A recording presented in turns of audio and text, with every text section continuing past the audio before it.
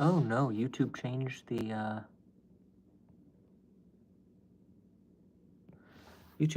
the format. This looks a little different than what I'm used to. It's okay. Not a problem.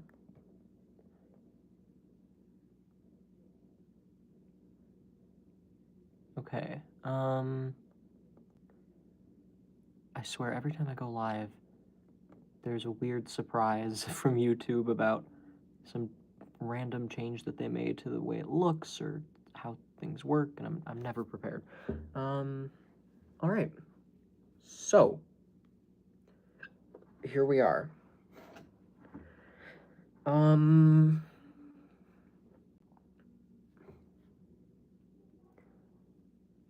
I don't think there are any words to describe how disappointed I am. This is really one of the most embarrassing things I've ever seen. And what bothers me the most is that there are a lot of people who are completely in the dark about what's going on. A lot of people didn't vote in this election. A lot of people voted third party. And a lot of people voted for Donald Trump, which is the scariest of all. They really think that he is their savior, and I'm going to have to do a more in-depth analysis than this. This is just my first post, my first, I don't know, discussion. But I'm going to have to do a more in-depth analysis on the Trump cult and what exactly is going on there, because it's fucking incredible to me. I have had a lot of random people saying horrible shit about me, laughing at me.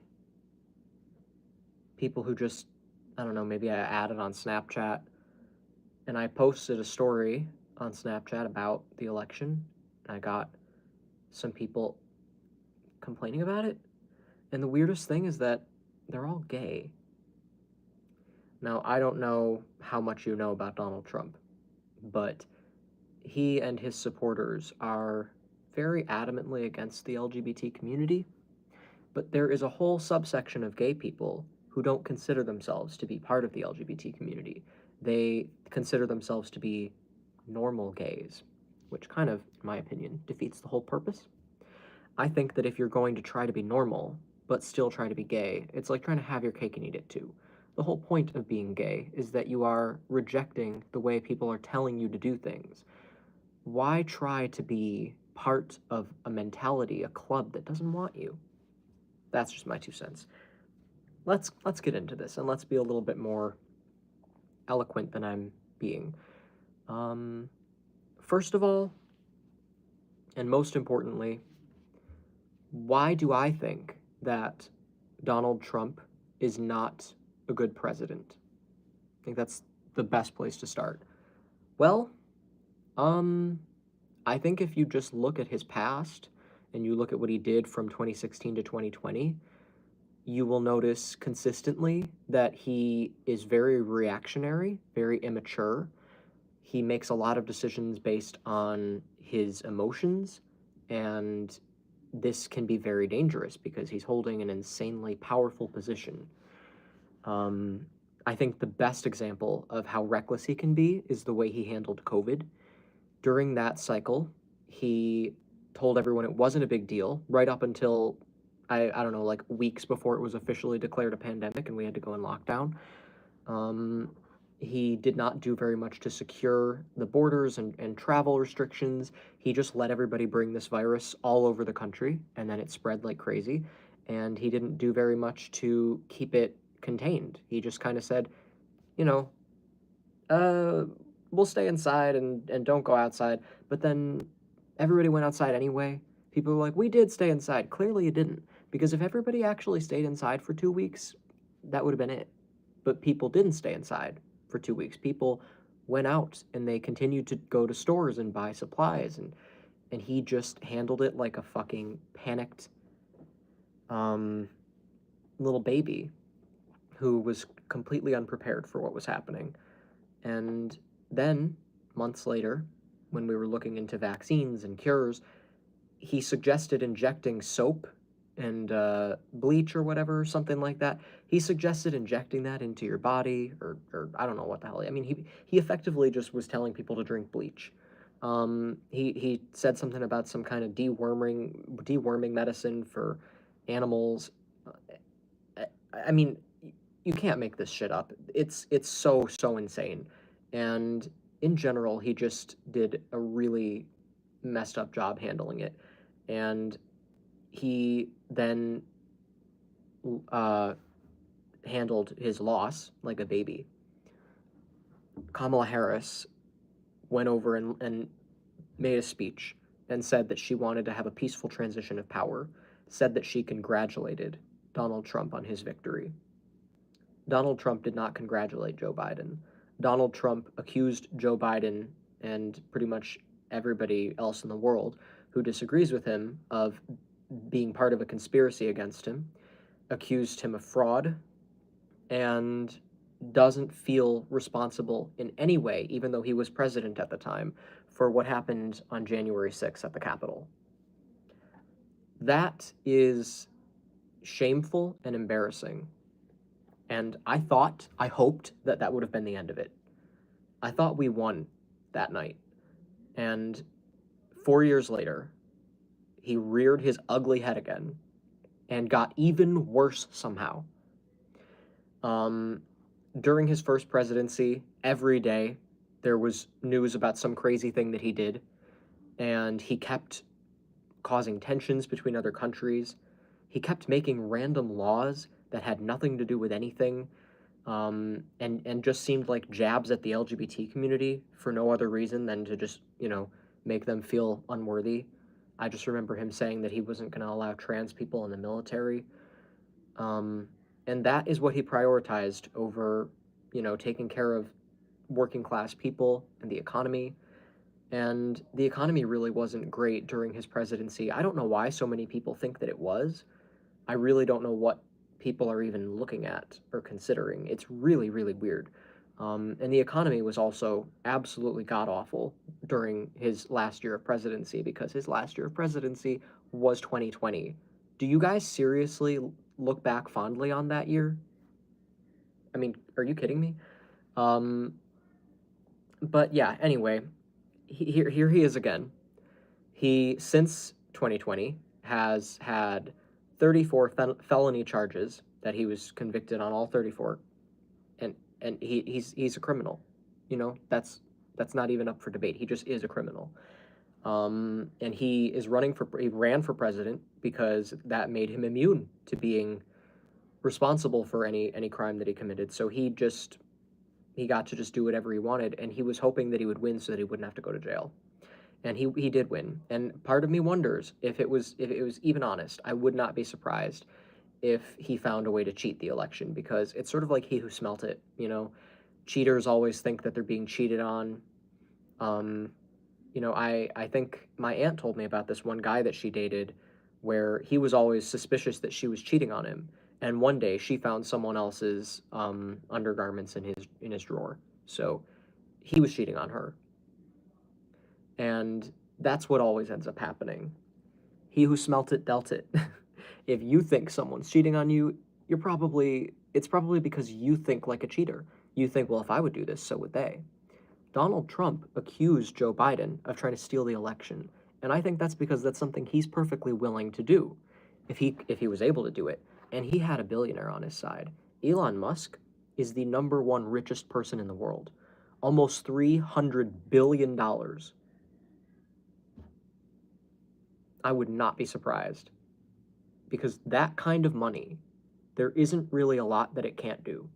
Billionaires have dodged accountability for their actions constantly. It's all they do. They never want to take responsibility. They never want to actually use their money to help people, but they want to play virtuous, so they try to act like they're doing all these things, when in reality they're sitting on a pile of answers to the problems that people have, and they're just sitting on it.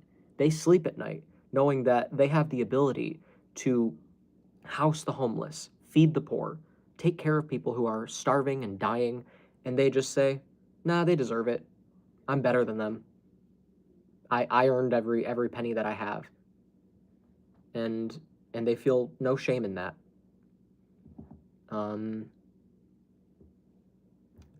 I don't think there's really a lot that rich people can't get away with, and it would not surprise me in the least if Elon Musk and Donald Trump found a way to stop people from voting, prevent people from counting all the votes. There could be any number of ways that they bribed their way into rigging this election. I don't know how they did it, but if it happened, I'm sure Elon Musk was involved. People are saying Russia was involved. I don't know. I don't know. I really don't know anything. All I'm saying is that it wouldn't surprise me. Because what does surprise me is how big of a margin Kamala Harris lost by. She lost the popular vote to a Republican. Now, that hasn't happened in a long time. That was always rare, but it's been a while since a Republican has won the popular vote. And he didn't just win the popular vote. He won by over 5 million votes and over 60 or 70 electoral college votes. She didn't even come close to beating him. It wasn't even a close race. She had no chance, to the point where it can't even be blamed on people who voted third party. Maybe it could be blamed on people who didn't vote at all, but who's to say that they would have even voted for her? Donald Trump found a way to convince a frightening number of people that he deserves to be the president. And, it wouldn't surprise me if he, I think that he was afraid that elections weren't secure. And it wouldn't surprise me if he tried to take advantage of any, insecure aspects that were there to rig it for himself. Because I know that he's a criminal. I know that he's capable of deceiving people. And I've seen it. There is countless evidence against him. But the American people have been conned into believing that he's on their side. He is also a billionaire. Again, sitting on the answers to all the problems that you have. And if you really think in 4 years you're going to be better off than you are now, part of me will be satisfied when you're proven wrong, but another part of me wonders if that's even going to happen, because you guys don't ever see that you're wrong. You refuse to see it that way. What I have seen from people who voted for him is extremely belligerent, aggressive, bully-type behavior, and they get off on the fact that you are afraid of him, that you are acknowledging how dangerous he is. They've been convinced that every reason to not like him is just propaganda. They think that there is an agenda against him. It's a big conspiracy. And they use the same logic that flat earthers use. They have no trust for any kind of authority, but they do trust some random felony billionaire. I mean, I just can't wrap my head around it. It's one of the weirdest things I've ever witnessed in my life. And I've seen some weird shit that humans have done in history. Not that I was alive for, but I've read about some insane shit. Slavery is pretty nuts. That you convinced yourselves that an entire race of human beings, just because of the color of their skin, deserves to be owned and treated like servants with no freedoms, no right to say no, and you can whip them. And I mean, that's a weird thing. That's insane that people were able to convince themselves of that. And it should give you pause that there is a time in history when people convince themselves of something like that. It should make you wonder, is it possible that humans could maybe still be that stupid, and just in ways that we're not paying attention to? Yeah. It is a reality, and it's an unfortunate reality. All I can say is, what do we do now? Well, he's got a lot of plans for this country, and I don't know how many of them he's actually going to be able to get through. I know that he's got a lot of people on his side. I know that he's got a lot of people who've bought into the hateful rhetoric. I had an argument with someone earlier today who said that leftists are trying to take away freedom of speech, and I thought to myself, I don't want to take away anybody's freedom of speech. You're allowed to say whatever you want. You're allowed to feel however you want. You're allowed to believe whatever you want.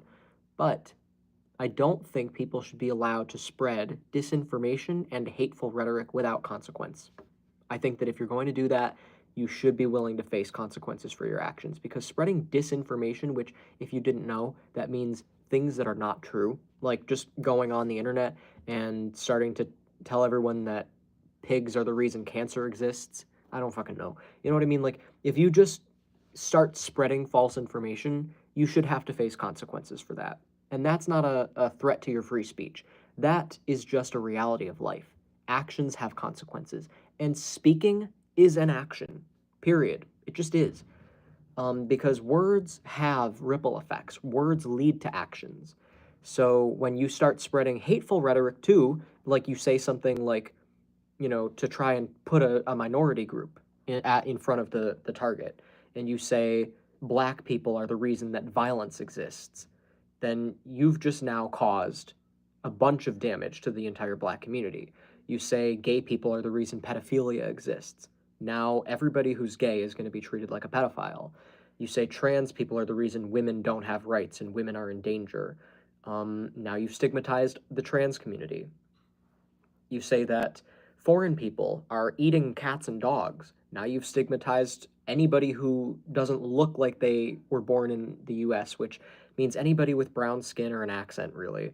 So that is already racist and xenophobic. And that should not go without consequence, because you are literally grabbing a human being, putting them in front of a target, and saying, this person is the problem. And then you back out of the way. It's not me. And you try to play the victim. When you look at that situation and you have a conscience, can you really tell me that that person should be able to get away with that? That isn't the definition of causing harm to other people?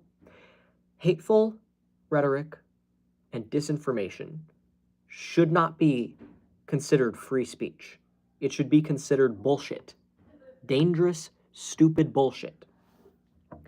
And all I see are Republicans trying to evade consequences for their actions and their words. Because they don't just want freedom of speech, they want freedom of everything.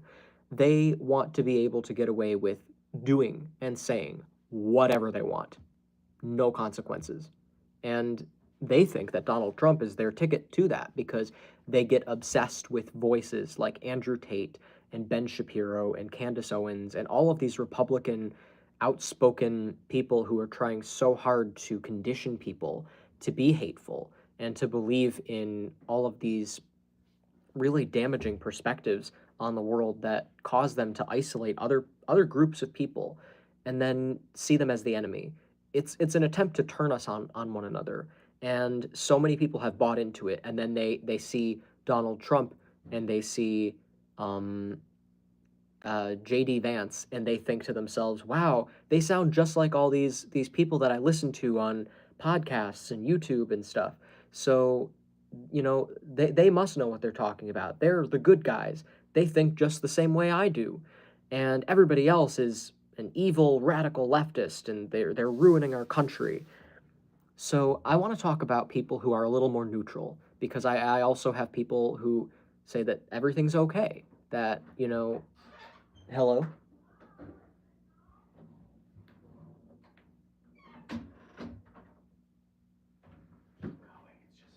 I know it's just you. But what do you want? I'm just watching. Okay.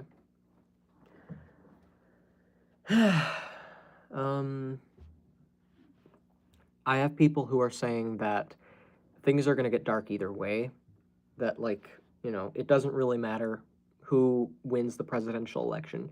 Things are just a mess, and things are going to be a mess. I'll grant you, there's some truth in that.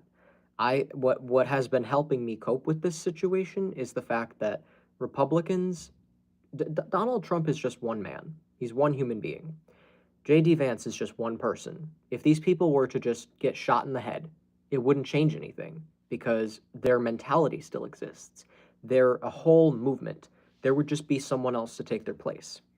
So, villainizing these human beings will not actually stop the Republican movement. This was inevitable. If Trump died, and a different candidate ran in 2028, we would still have the same issue. So even if Kamala had won, she might not have won in 2028 or 2032 or, like this. At some point, we were going to have to face the fact that Republicans are growing. There is a very destructive mentality that is spreading like a virus, more dangerous than COVID. And it's spreading pretty bad. And I've noticed it in the last 4 years. It would have been there regardless of who won this election. And I had hoped that the winner would have been Kamala as a way to sort of appease this mentality, but I don't know that it would have helped. I don't know that it would have stopped anyone. So I think that all this means is the inevitable revolution against these hateful people is just going to happen a little sooner. And it was going to happen anyway, so I guess it really doesn't make a difference. I think that the best thing that you can do is acknowledge the reality that Donald Trump is a dangerous con man. If you think otherwise, you're just wrong, and you can be proven wrong. I've done it so many times, it's not even a competition. All you have to do is research the guy and research Kamala Harris. Not even remotely close. 100% convinced that the only reason people support him is because they watch Fox News and they believe everything he says. It's a cult. It's the definition of a cult. And I am so disturbed by the amount of people who voted for him. And they come in all shapes, colors, and sizes because hatred doesn't discriminate. Anybody can be hateful. Anybody can buy into bullshit. I've seen racist black people, and I don't mean people who are like it's a stretch to call them racist. I mean black people who are actively intentionally racist. Like that exists. I've seen homophobic gay people. In fact, a lot of gay people are closeted and outwardly homophobic, and that's disappointing as hell. There are a lot of transphobic trans people, which is one of the weirdest things I've ever seen. A perfect example of that, Caitlyn Jenner. Caitlyn Jenner voted for Donald Trump, I'm pretty sure. And she is a trans woman. Donald Trump has said very explicitly that he wants to eradicate trans people from existence by making it illegal to be trans. He's going to make it a constitutional law that gender is what you are assigned at birth. And what I find so ironic about that is that, and kind of amusing, is that the same people who say, you're a little girl or you're a woman if you're a sort of effeminate man, will tell you that you're not a woman if you claim to be a woman. So it's very inconsistent. Your genitals only define who you are when it hurts you. But when your behavior defines who you are, that's also true as long as it hurts you. The one common goal among these people, that's why there's no consistency. The one consistency is they like making people feel small. They like bullying people. They like invalidating people. They like attacking people. And all you have to do is pay attention, and you'll see this very clearly. Donald Trump is the same way. They voted for the embodiment of their mentality, the worst of it, the ugliest behavior known to human beings exhibited in that man. And I really don't understand how this could have happened. It's unbelievable, but it happened anyway. And all I can say is it's not going to last because I believe in karma, and I think people are going to have to answer to the mistakes that they make, the people that they hurt. I don't think that you're going to be able to just get off without any kind of consequence. And I know that even though I lost this battle, we're not going to lose the war.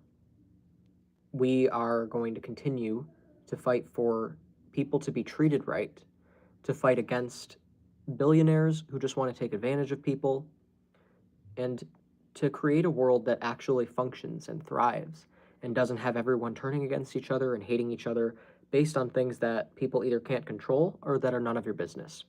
Someone's cosmetic procedures, someone's body shape or type, someone's skin color, it's none of your business. And some of that can't be controlled.